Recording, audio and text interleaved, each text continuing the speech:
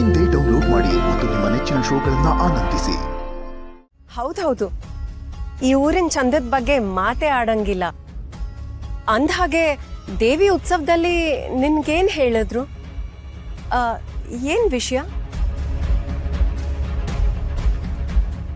ಛೆ ಕುತೂಹಲದಲ್ಲಿ ಕೇಳ್ತಿದ್ದೀನಿ ಅಷ್ಟೇ. ನಿನ್ಗೆ ಹೇಳ್ಕೊಳಕ್ ಆಗ್ತಿಲ್ಲ ಅಂದ್ರೆ ಬೇಡ ಬಿಡು.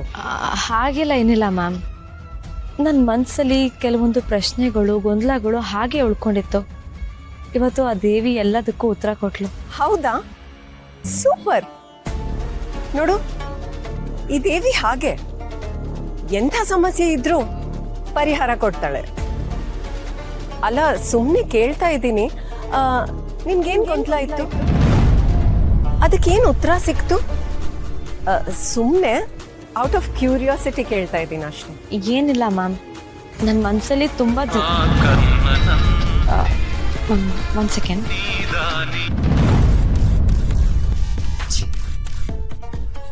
ಹೇಳಿ ಸರ್. ಇವಾಗಲೇ ವಾಪಸ್ ಹೋಗ್ಬೇಕು. ನಾಳೆ ನಿಮಗೆ ಎಕ್ಸಾಮ್ ಇದೆ ಅಲ್ವಾ? ನನಗೂ ಹಾಸ್ಪಿಟಲ್ ಕೆಲಸ ಇದೆ. ನಾವು ಈಗಲೇ ಹೊರಡೋಣ. ಅಲ್ಲ ಸರ್, ನಾನು ನಿಮ್ಮ ಜೊತೆನಾ? ನಾನೆಲ್ಲ ಮಾತಾಡಾಗಿದೆ. ಬೇಗ ಬನ್ನಿ. ಸರ್, ಅಮ್ಮ, ಇದು ನೀನು ತೋರಿಸ್ತಿರೋ ದಾರಿನಾ?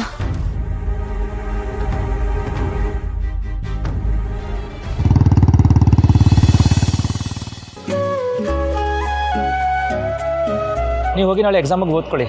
ನಂಗೆ ಹಾಸ್ಪಿಟಲ್ ಒಂದು ಕೇಸ್ ಇದೆ, ಮುಗಿಸ್ಕೊಂಡು ಬರ್ತೀನಿ.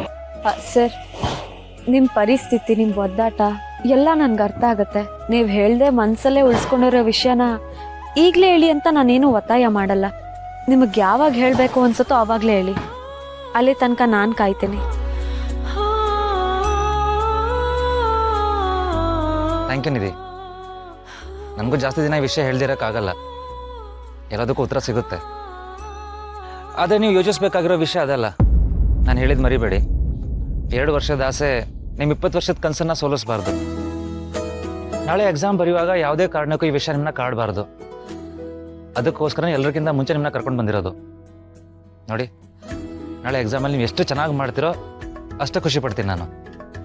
ಪ್ಲೀಸ್ ಎಲ್ಲ ಯೋಚನೆ ಬಿಟ್ಟು ಆರಾಮಾಗಿ ಓದ್ಕೊಳ್ಳಿ. ಸರಿ ಸರ್. ಸರಿ, ಈಗ ನೀವು ಹೊರಡಿ. ಬಾಯ್.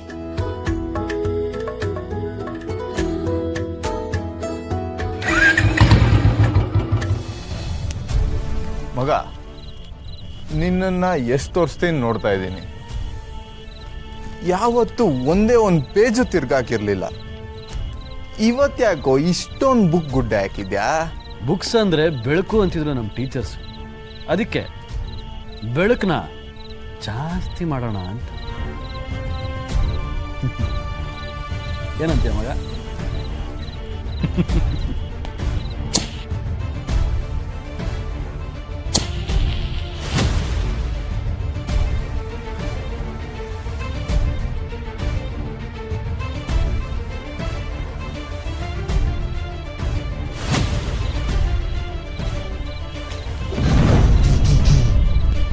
Sanjay, please stop it.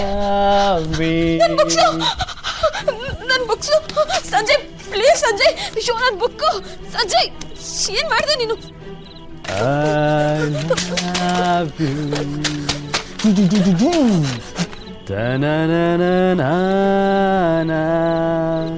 Sanjay, ಏನ್ ಮಾಡ್ದೆ ನೀನು? ನನ್ನ ಬುಕ್ಸ್ ಎಲ್ಲ ಹೋಯ್ತಲ್ಲ ಸಂಜಯ್.